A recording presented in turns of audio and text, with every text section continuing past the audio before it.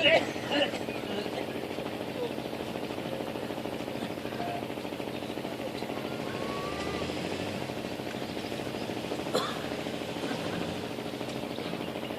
اللہ الرحمن الرحیم. السلام علیکم ورحمۃ اللہ وبرکاتہ. خواتین و حضرات، یہ ہمارا 5 دن کا پروگرام ہے اور الحمدللہ ہم سب اللہ کا شکر ادا کرتے ہیں کہ ہم اپنی نیت اور ارادے کے مطابق اپنے پروگرام کے 3رے دن میں حاضر ہیں. کل ہمارا 2nd لاسٹ دن ہوگا اور پرسوں انشاءاللہ اللہ نے ہمیں توفیق دی تو ہم اپنے اس پروگرام کو مکمل کر لیں گے. اس میں کوئی شک نہیں ہے، اس کی کسی کو سمجھ آئے یا نہ آئے، کوئی اس کی طرف دھیان کرے یا نہ کرے، یہ انسان کے ذہن کا معاملہ ہے، ورنہ اس میں کوئی شک نہیں کہ ہم جو زندگی گزارتے ہیں اس زندگی میں سب سے اچھا وقت وہ ہوتا ہے جس میں ہم اللہ کو یاد کرتے ہیں. اور اللہ کو یاد کرنے کے جو وقت ہوتے ہیں ان میں سے بھی وہ وقت اور زیادہ اچھا ہوتا ہے جس وقت میں لوگ مل کر اللہ کو یاد کرتے ہیں. اللہ کو بڑا پسند ہے کہ لوگ اکٹھے ہو کر اس کو یاد کریں. اسی لیے اس نے پنجگانہ نماز جو اللہ کی یاد کی بہت اچھی شکل ہے جس کو اس نے فرض کیا ہے. وہ یہ پسند کرتا ہے کہ لوگ دن 5 مرتبہ اکٹھے ہو کر جماعت کی شکل میں مل کر اسے یاد کریں. پھر وہ یہ پسند کرتا ہے کہ دن میں 5 مرتبہ لوگ اکٹھے ہوں اور اکٹھے ہو کر مسلمان مجھے یاد کریں، اپنے دلوں کو میری یاد سے منور کریں، اپنے دلوں میں میرے لیے محبت پیدا کریں، خوف پیدا کریں. پھر وہ یہ پسند کرتا ہے کہ 7 دنوں میں 1 دن اور زیادہ اکٹھے ہو کر بڑی بڑی مسجدوں میں جمعے کی نماز میں زیادہ تعداد میں اکٹھے ہو کر یہ ادھر دھیان کریں نا، زیادہ تعداد میں اکٹھے ہو کر مجھے یاد کریں. اس لیے اس نے جمعے کی نماز کو فرض کیا. اور یہ بات صحیح ہے کہ ٹھیک ہے پنجگانہ لوگ نماز ادا کرتے ہیں اور جماعت کے ساتھ ادا کرتے ہیں، لیکن جمعے کے دن آپ نے دیکھا ہوگا کہ اس کے گزرے حالات میں بھی زیادہ تعداد میں لوگ مسجد میں اکٹھے ہوتے ہیں، زیادہ لوگ آتے ہیں. پھر اللہ تعالیٰ مسلمانوں کے لیے یہ موقع فراہم کرتا ہے کہ سال میں 2 مرتبہ اور زیادہ اکٹھے ہو کر اسے یاد کریں. عید الفطر کے موقع پر، عید الاضحیٰ کے موقع پر لوگ اور زیادہ جمع ہوتے ہیں اور مل کر اس کا شکر ادا کرتے ہیں، اس کے حضور سجدہ کرتے ہیں. پھر آپ غور کریں تو اللہ تعالیٰ پھر پسند کرتا ہے کہ ساری دنیا کے مسلمان اکٹھے ہو کر اس کے گھر میں پہنچ کر عرفات میں اکٹھے ہو کر اسے یاد کریں. اور جب ساری دنیا سے مسلمان اکٹھے ہو کر عرفات پہنچتے ہیں تو یہ بات علماء جانتے ہیں، آپ بھی جانتے ہیں کہ عرفات کا جو دن ہوتا ہے وہ دعاؤں کی قبولیت کا دن ہے.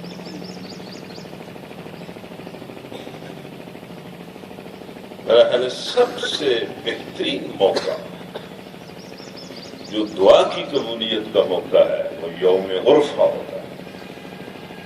وہ بھی شاید اس وجہ سے کہ بڑی تعداد میں لوگ اکٹھے ہوتے ہیں. تو اکٹھے ہو کر اللہ کو یاد کرنا اللہ کو بڑا پسند ہے. اسی لیے یہ بھی ایک حقیقت ہے کہ جو مسلمان اجتماعی معاملات کو اللہ کے دین کے مطابق ڈھالنے کی کوشش کرتا ہے وہ اللہ کو دوسرے مسلمانوں سے زیادہ اچھا لگتا ہے.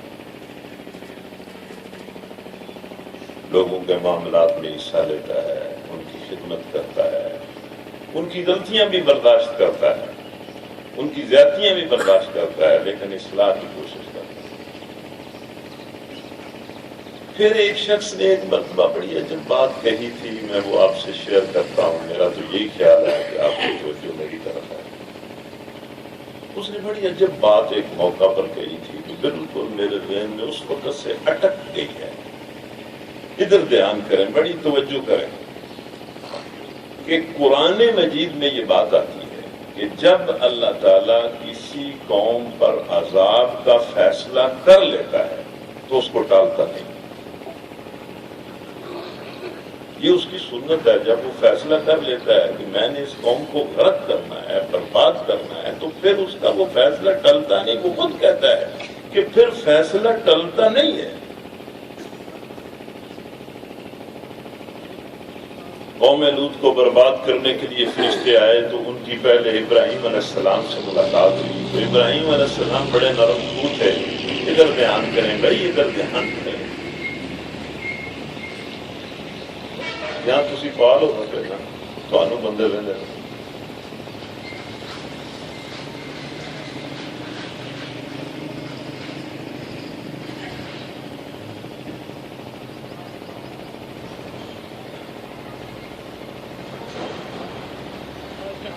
چلو،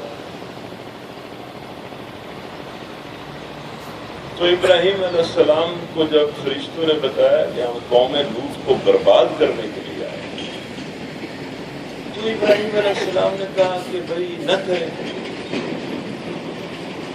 تو انہوں نے کہا کہ اللہ کے فیصلے کرتے نہیں، یہ چھٹ ہوگا، یہاں تو غرق ہونے دو. اور یہ بالکل حقیقت ہے. فرد کے اور قوم کے معاملے میں جب اللہ بربادی کا فیصلہ کرتا ہے تو اس کا فیصلہ ڈر ہوتا ہے، وہ ڈرتا نہیں. لیکن ایک قوم سے عذاب ڈل گیا، اللہ نے اپنی اس سنت کو بدلا.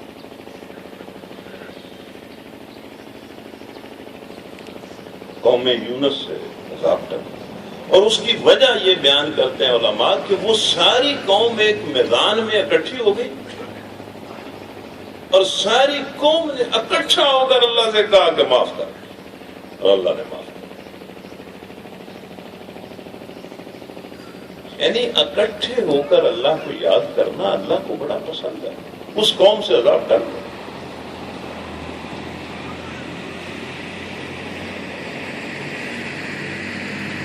تو اس لیے یہ اللہ کا شکر ہے.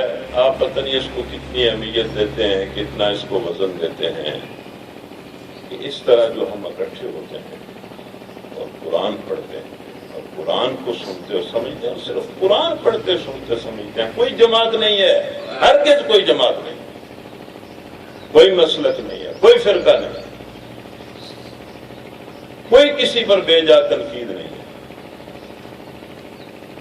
کوئی کسی کے بے جا تعریف نہیں ہے. جو کچھ قرآن کہتا ہے اس کو ہم سنتے ہیں اور سمجھتے ہیں. یہ اللہ کا بڑا شکر ہے. ہم سب اس کی حمد و ثنا کے ساتھ، اس کے پاکیزہ اور عظیم نام کے ساتھ اس کا شکر ادا کرتے ہیں. اور ہم اس مجلس میں بڑی محبت سے، بڑے ادب سے، بڑے احترام سے برکت حاصل کرنے کے لیے اور برکت حاصل کرنے کے لیے حضور نبی کریم صلی اللہ علیہ وسلم کو یاد کرتے ہیں. نبی صلی اللہ علیہ وسلم کا نام بڑا عظیم ہے. دہر میں اس میں محمد سے اجالا کر دیں. اس میں محمد بہت بڑا نام ہے. انہوں نے دنیا میں اجالا کیا ہے، کمال کر دی ہے، کمال کر دی ہے، واللہ انہوں نے کمال کر دی.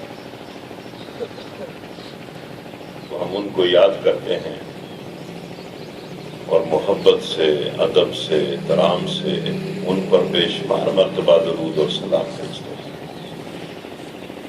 اور اللہ سے عرض کرتے ہیں کہ ہمارے سلام کو قبول فرمائے۔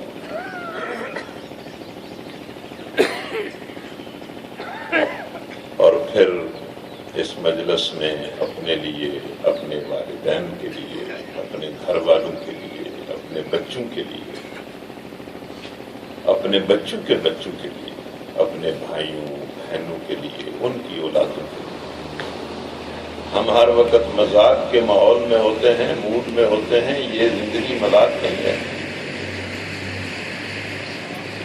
یہ بڑی سنجیدہ جی۔ بڑے بڑے بزرگ لوگ، بڑے بڑے معزز لوگ اکٹھے بیٹھتے ہیں تو مذاق کرتے ہیں، عام طور پر مذاق کرتے ہیں، سنجیدہ باتیں نہیں کرتے، مذاق کے موڈ میں ہوتے ہیں، بلکہ بسا اوقات احساس ہوتا ہے بڑے عجیب عجیب مذاق کرتے ہیں۔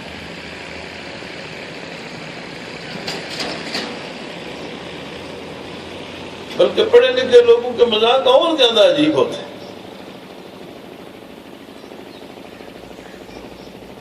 تو ہم اپنے عزیزوں کے لیے، رشتہ داروں کے لیے، اس بستی اور شہر کے تمام مومن مردوں اور عورتوں کے لیے بلا تخصیص، اس ملک اور قوم کے لیے اور سب اہل ایمان کے لیے اللہ سے گناہوں کی معافی مانگتے ہیں اور رحم کی اور فضل کی دعا کرتے ہیں۔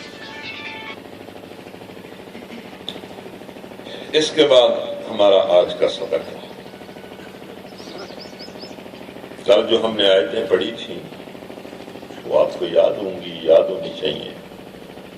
بہت خوبصورت حصہ تھا کل جو ہم نے پڑھا، بہت ہی خوبصورت۔ اس کے ساتھ ہی آگے جو آیت ہے وہ میں پڑھنے لگا۔ اب میں پچھلی آیت کو دہراتا نہیں۔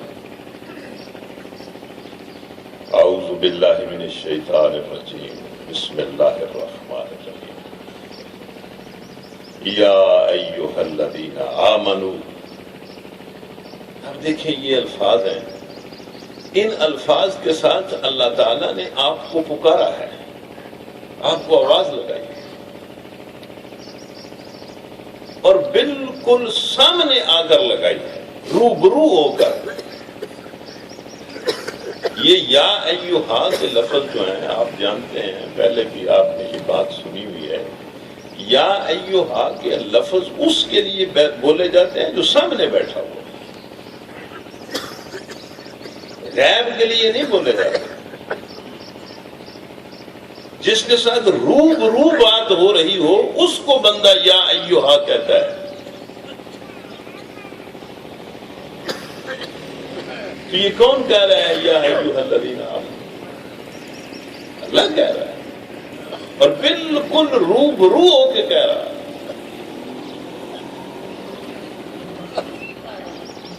یا ایھا الذین آمنوا، اے وہ لوگوں جو ایمان لائے۔ اور دیکھیں اللہ تعالیٰ نے پکارا ہے، ایمان کی نسبت سے پکارا ہے، کسی اور نسبت سے نہیں پکارا، ایمان کی نسبت سے پکارا ہے۔ اس کے ہاں ایمان سب سے بڑی چیز ہے۔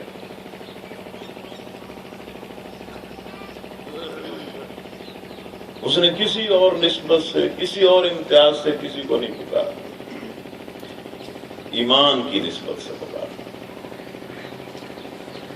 یا ایھا الذین آمنوا، اے وہ لوگوں جو ایمان لائے ہیں۔ اس کے بعد اللہ ایک حکم دیتا ہے۔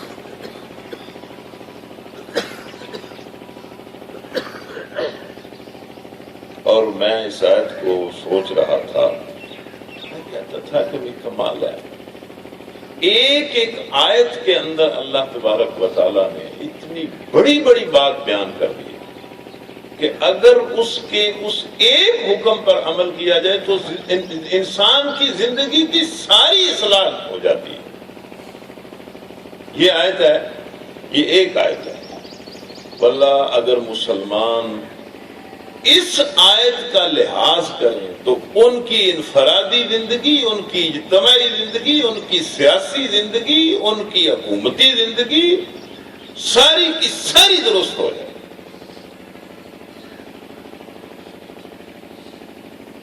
کوئی اس میں ٹیڑھ باقی نہ رہے، ہر چیز سیدھی ہو جائے۔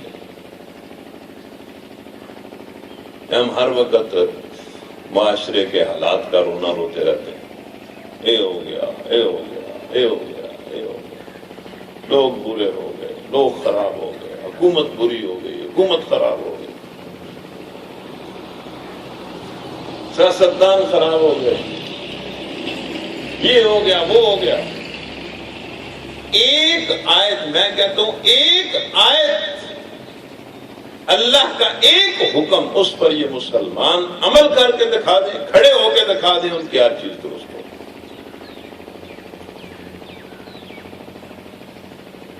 بیڈ روم سے لے کر بیڈ روم، گھر کے بیڈ روم سے لے کر تخت اور تاج کے سارے معاملات دوستوں،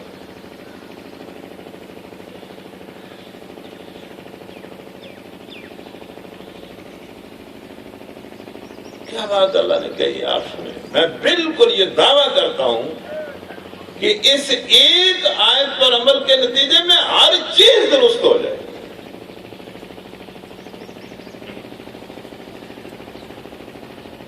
یا ایھا الذین آمنوا، اے ایمان والو، کونوا قوامین بالقسط،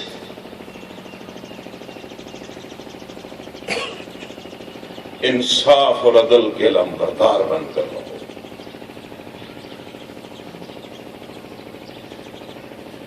نہ صرف یہ کہ ہر معاملے میں انصاف کرو، ہر بندہ انصاف کی کرسی پر بیٹھا ہوا ہے۔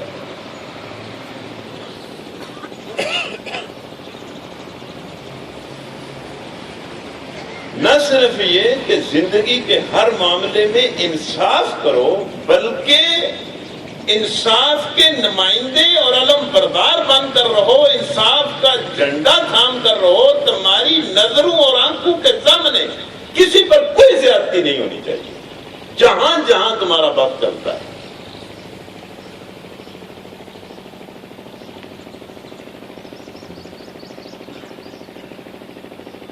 ہر وقت بندہ دوسروں کے ساتھ معاملہ کرتا ہے، کوئی غریب ہے، کوئی امیر ہے،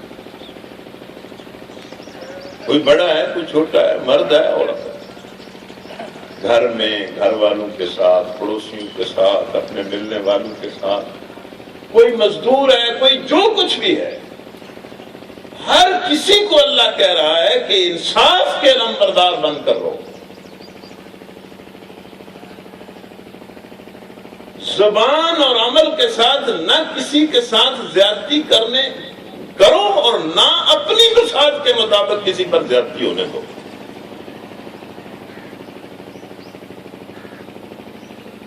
سارے اس کے لمبردار بن گئے، سارے اس کا جھنڈا تھام لو۔ ہم اندازہ کریں۔ اور پھر اللہ کہتا ہے کہ انصاف کیا ہے، انصاف کی بنیاد کیا ہے۔ یہاں اگر کوئی وکیل بیٹھا ہوا ہے تو وہ جو بات سمجھ لے گا۔ ہم ججز سے ملتے ہیں، وکلاء سے ملتے ہیں، کئی مرتبہ میری ملاقات ہوئی ہے کسی سیشن جج سے، ہائی کورٹ کے ججز سے بھی ہم ملتے رہتے ہیں۔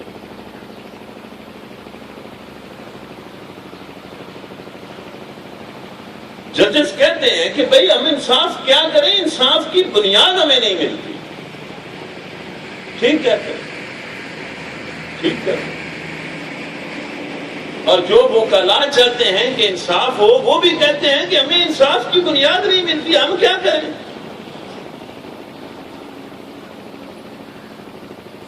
اور جو وکلاء اور جج انصاف کو برباد کرنا چاہتے ہیں، وہ اسی بنیاد کی جڑیں اکھیڑ دیتے ہیں اور انصاف کو برباد کر دیتے ہیں۔ وہ انصاف کی بنیاد کیا ہے؟ یا ایھا الذین آمنوا کونوا قوامین بالقسط، اے ایمان والو انصاف کے علمبردار بن کر رہو۔ اور انصاف کی بنیاد یہ ہے، کوئی وکیل بیٹھا ہو، کوئی جج بیٹھا ہو، یا کوئی وہ بندہ بیٹھا ہو جو انسانوں کے اجتماعی معاملات اور انصاف کو جانتا ہے، تو وہ پکار اٹھے گا کہ اللہ نے 100% سچ کہا. فرمایا شہداء للہ شہداء للہ شہداء للہ. تم اس وقت تک انصاف نہیں کر سکتے، انصاف کے نمبردار نہیں بن سکتے جب تک تم اللہ کے واسطے سچی گواہی نہ دو. سچی گواہی انصاف کی بنیاد ہے. جب سچی گواہی مر جاتی ہے تو انصاف مر جاتا ہے. جن معاشروں کے اندر سچی گواہی مر جاتی ہے وہاں سے انصاف مر جاتا ہے. اس معاشرے سے سچی گواہی مر جاتی ہے. شہداء للہ، اللہ واسطے کے لیے سچی گواہی دو. اللہ واسطے کے لیے سچی گواہی کا یہ مطلب نہیں ہے کہ کوئی اللہ محنت کر رہا ہے، جس طرح ہم کہتے ہیں کہ اللہ کا واسطہ ہی ہے کام کر. جس وقت اسی بھی کہنے ہیں نا کہ اللہ کا واسطہ ہی ہے کام کرتے، اسی اینو منت سماجت سمجھنے. منت سماجت نہیں، یہ مطلب ہے کہ تیرو تے اللہ کی طرف فرض ہے اور تو اللہ کا حق ادا کر. اللہ خود کہہ رہے ہیں کہ اللہ واسطے کے لیے گواہی دو. مطلب یہ کہ سچی گواہی دینا اللہ کا حق ہے اور تمہارا فرض ہے، اور تمہارے ایمان کا سب سے بڑا تقاضا یہ ہے کہ سچی گواہی دو. ٹھیک ہے، اس کا مطلب یہ بھی ہے کہ عدالت میں، کسی جج کے سامنے، کسی پنچایت میں، کسی میٹنگ میں بیٹھے ہوئے سچی کو گواہی دو. اس کا مطلب یہ ہے کہ اپنے گھر میں بھی سچی گواہی دو. سچی گواہی دو، ہر معاملے میں سچی بات کرو. یہ اس طرح ہے، اس طرح. اور میرا واقعی یہ ذاتی تجربہ ہے کہ بڑے بڑے لوگ سچی گواہی دینے سے بھاگ جاتے ہیں. ان کے پسینے چھوٹ جاتے ہیں، ان پر مسلط طاری ہو جاتی ہے، ان پر خوف طاری ہو جاتا ہے، ان پر مفاد طاری ہو جاتا ہے، ان پر عصبیت طاری ہو جاتی ہے، ان پر رشتہ داری طاری ہو جاتی ہے، اور بھاگ جاتے ہیں. ٹوپیوں اور داڑیوں سمیت بھاگ جاتے ہیں اور اللہ للاز بھاگ جاتے ہیں. اور صرف بھاگ نہیں جاتے، بھاگے رہتے ہیں. بار بار انہیں کہا جائے کہ خدا کے بندو تمہاری زبان گم ہو گئی ہے، بات تو سچی کر دو. بات سچی نہیں کرتے.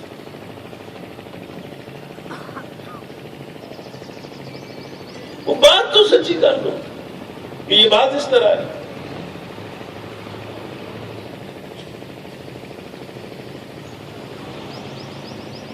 اور اللہ تعالی اس کو اتنی اہمیت دیتا ہے. دیکھیں یہ آیت بڑی عجیب ہے. میں کبھی کبھی یہ قانون اور عدل کی بات کی جاتی ہے تو میں کہتا ہوں کہ عدل پر اور انصاف پر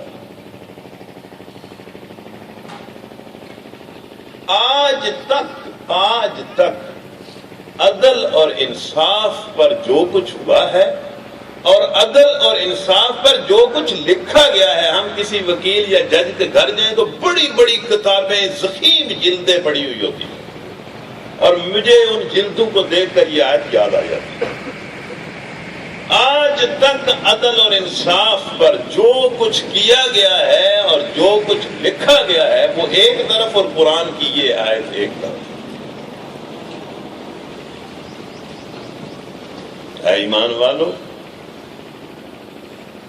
انصاف کے لمبردار بن کر خدا واسطے کے لیے سچی گواہی دو.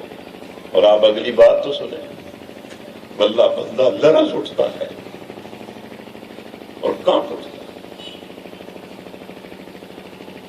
اور اس قرآن کے اللہ کے کلام ہونے کی گواہی دیتا ہے.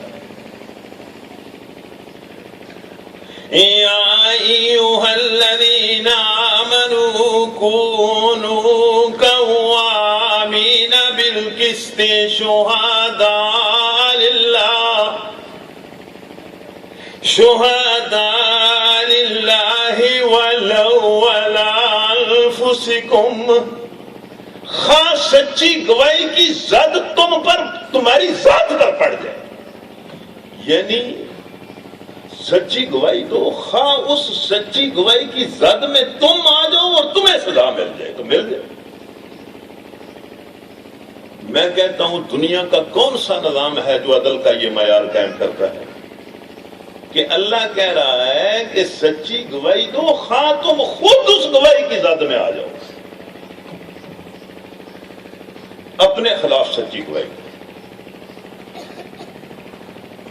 وَلَوْ عَلَىٰ أَنفُسِكُمْ خواہ اس سچی گواہی کی زد تم پر پڑ جائے۔ وہ دی نا اس نے سچی گواہی دی نا۔ وہ ایک عورت آئی نبی صلی اللہ علیہ وسلم کے پاس، کہنے لگی اللہ کے رسول مجھے کسی نے نہیں دیکھا، میرا کوئی گواہ نہیں ہے،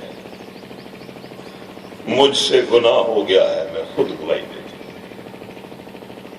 اے اللہ کے رسول میں خود گواہی دیتی ہوں، مجھ سے گناہ ہو گیا۔ نبی صلی اللہ علیہ وسلم نے منہ پھیر لیا، وہ پلٹ کر سامنے آئی اور کہنے لگی اے اللہ کے رسول میں گواہی دیتی ہوں کہ مجھ سے گناہ ہو گیا۔ اللہ کے رسول صلی اللہ علیہ وسلم نے پھر منہ پھیر لیا، وہ تیسری مرتبہ سامنے آئی اور کہنے لگی اے اللہ کے رسول میں جہنم کی سزا برداشت نہیں کر سکتی، مجھے پتھر مار مار کر ہلاک کر دیں، مجھ سے گناہ ہو گیا۔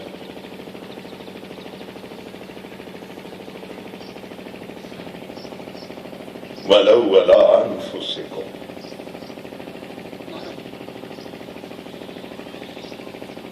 کوئی ہے مائی کا لال؟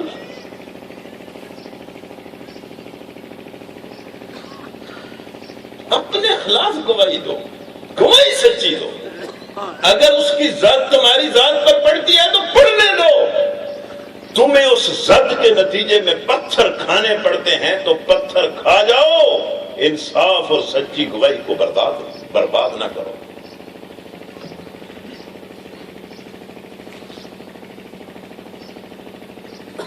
وَلَوْ عَلَىٰ أَنفُسِكُمْ بِالْوَالِدَيْنِ وَالْأَقْرَبِينَ اور خواہ اس سچی گواہی کی زد تمہارے والدین پر پڑ جائے، والدین پر پڑ جائے۔ اب والدین کے حقوق کی بات ہو رہی تھی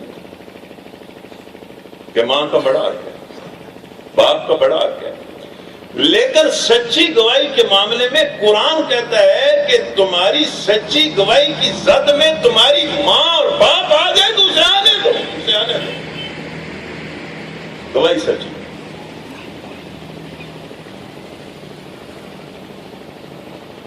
اول والدین والاقربین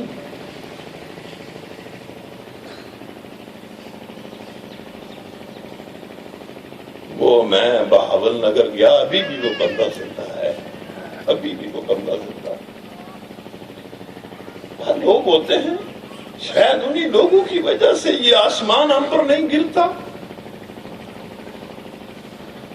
میں بہاول نگر گیا، ایک صاحب مجھے ملے، ابھی بھی وہ زندہ ہے، ہو سکتا ہے یہ بات پہلے بھی میں نے آپ کو بتائی۔ وہ شخص مجھے کہنے لگا کہ عرفان صاحب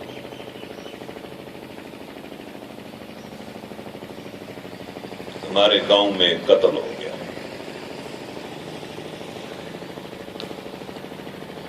کوئی پتہ نہیں چلتا تھا کہ کس نے قتل کیا، بلائنڈ قتل تھا، بلائنڈ مرڈر تھا۔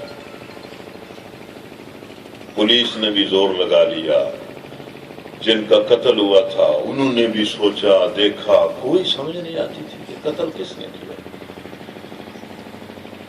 وہ شخص کہتا ہے، مجھے وہ بتا رہا ہے، پرانی کہانی اپنی بتا رہا ہے، اس کو کئی سال ہو گئے ہیں، اب وہ بوڑھا ہو چکا ہے، موت کے بالکل قریب، کبھی فون آ جائے گا مجھے کہ وہ چلا گیا۔ یہ تو پتہ نہیں، میں نے پہلے جانا ہے یہ اس شخص سے۔ لیکن پرانی کہانی بتا رہا ہے، کہتا ہے ہمارے گاؤں میں قتل ہو گیا، بلائنڈ قتل تھا، کچھ پتہ نہیں چلتا تھا کس نے قتل کیا۔ کچھ مدت کے بعد وہ شخص کہتا ہے، توجہ سے سنو، کہ مجھے پتا چلا کہ قاتل تو میرا بیٹا ہے۔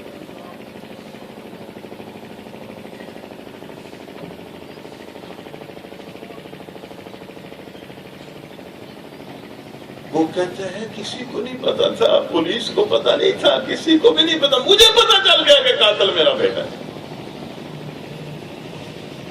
کہتا ہے رات میں لیٹا ہوا تھا، کبھی میں اس طرف کبھی میں اس طرف، کبھی میں اٹھ کر چھت پر چلنا شروع کر دیتا تھا اور سوچتا تھا کہ اب تیرا پتا چلے گا کہ تو مسلمان ہے۔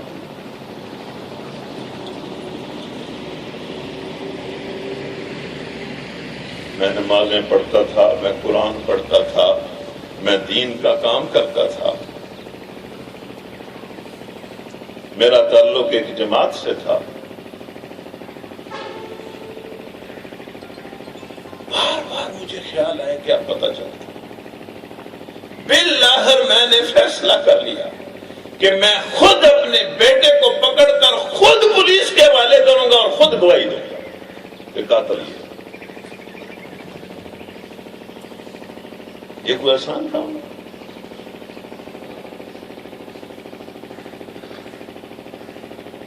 آسان کام؟ واللہ میں کہتا ہوں، میں یہاں میرے سامنے قرآن پڑھا ہوا ہے، میں اللہ سے دعا کرتا ہوں کہ یا اللہ مجھ پر یا میرے سننے والوں پر یہ آزمائش نہ ڈال۔ یہ بہت مشکل آزمائش اور اس کو کوئی بندہ سفر نہیں کر سکتا الا ماشاءاللہ۔ وہ کہتے ہیں میں نے فیصلہ کر لیا، اور فیصلہ کر کے میں نے اپنی بیوی کو جلایا اور میں نے اسے کہا کہ تجھے پتہ ہے فلاں بندہ قتل ہوا تھا؟ اس نے کہا پتہ ہے۔ وہ کہتے ہیں میں نے اسے کہا تجھے یہ پتہ ہے کہ وہ بندہ قتل ہوا ہے؟ میں تجھے آج بتاتا ہوں کہ وہ قتل تیرے بیٹے نے کیا اور میں تیرے بیٹے کو پکڑ کر کل خود ایس پی کے حوالے کروں گا۔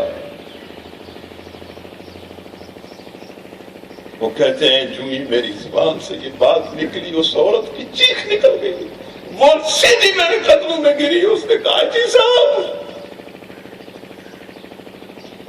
خدا کا نام ہے یہ کام نہ کر، کسی کو کیا پتا۔ میں نے اسے کہا میرے رب نے حکم دیا ہے کہ سچی گواہی دو اور گواہی کو نہ چھپاؤ، خواہ اس گواہی کی زد میں تمہاری ذات آئے، خواہ اس گواہی کی زد میں تمہارا باپ اور تمہاری ماں آئے، خواہ اس گواہی کی زد میں تمہارا بیٹا یا بیٹی آ جائے۔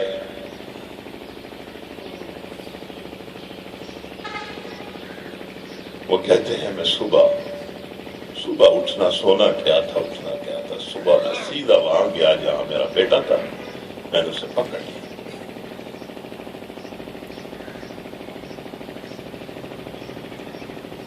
میں نے کہا بیٹا میں نے تجھے خود پولیس کے حوالے کیا۔ میں اس بیٹے کو لے کر ایس پی کے دفتر میں گیا۔ دیکھیں ایس پی کے دفتر میں گیا اور میں نے خود ایس پی کو کہا کہ یہ میرا بیٹا ہے اور یہ اس شخص کا قاتل ہے، اسے پکڑو۔ آپ انصاف کا اور سچی گواہی کا اثر دیکھیں۔ وہ کہتے ہیں کہ ایس پی جس کے یہاں بھی پھول لگا ہوا تھا، یہاں بھی پھول لگا ہوا تھا، جس کے سر پر ٹوپی تھی، جس کے ہاتھ میں چھڑی تھی، اور جس کی دہشت اور وحشت یہ ہوتی ہے کہ لوگ اس کے دفتر کے دور دور کھڑے ہوتے ہیں، قریب نہیں جاتا۔ صرف یہ کہنے کے نتیجے میں ایس پی پر کپ کپی طاری ہو گئی، اسے پسینہ آ گیا، کانپنے لگا۔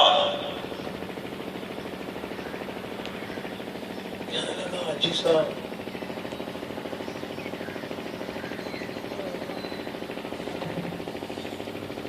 میں نے اس بچے کو خود کے حوالے کر دیا. پورا سال میرا بچہ جیل کے اندر رہا. میں خود اس کے خلاف گواہ تھا، لیکن اس پورے سال میں پولیس بھی، حتیٰ کہ بڑی جلدی وہ مدعی بھی اور گواہ بھی جو ایک پرچے میں تھے، وہ سب لوگ میرے گھر آ گئے اور مجھے کہا کہ ہم معاف کرتے ہیں.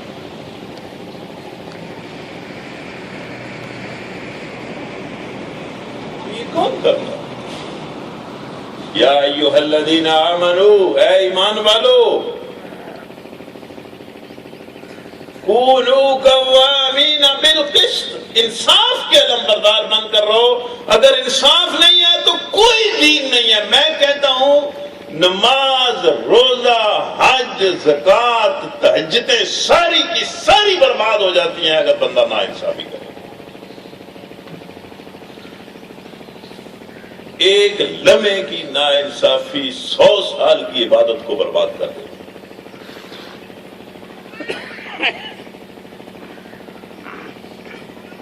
انصاف کے علمبردار بنو.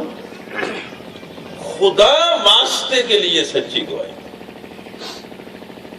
خواہ اس گواہی کی زد تمہاری ذات پر پڑے، تمہارے والدین پر پڑے اور تمہارے رشتہ داروں پر پڑے. آگے سنو، ابھی آیت ختم نہیں ہوئی. یَکُنْ غَنِيًّا أَوْ فَقِيرًا فَاللَّهُ أَوْلَىٰ بِهِمَا. یَکُنْ غَنِيًّا أَوْ فَقِيرًا فَاللَّهُ أَوْلَىٰ بِهِمَا. فریق معاملہ خواہ امیر ہو یا غریب ہو، تم نے بات سچی کرنی ہے. نہ کسی کی امارت سے مروب ہو کر غلط گواہی دینی ہے، نہ کسی کی غربت پر ترس کھا کر غلط گواہی دینی ہے. بندہ مروب ہوتا ہے وہ دے خلاف گل نہیں کرنا، لیکن اللہ یہ کہہ رہے ہیں کہ کسی غریب دی غربت تے بھی تساں ترس نہیں کھانا. اے کہیں ہوندے نا ایس پی دے دفتر آئے کہ صاحب اے بندہ جڑا نا اے بیچارہ جرم کر بیٹھا ہے تو غریب آدمی ہے نہ انصاف کے معاملے میں نہ کسی کی امارت سے مروب ہونا ہے، نہ کسی کی غربت پر ترس کھانا ہے.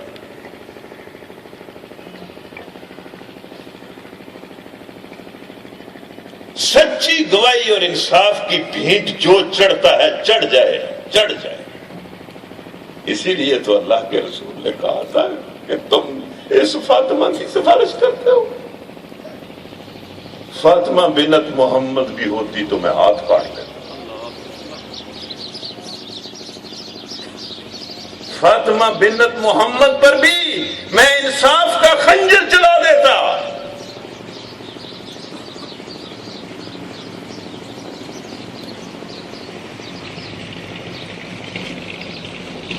یکن غنیا او فقیرا.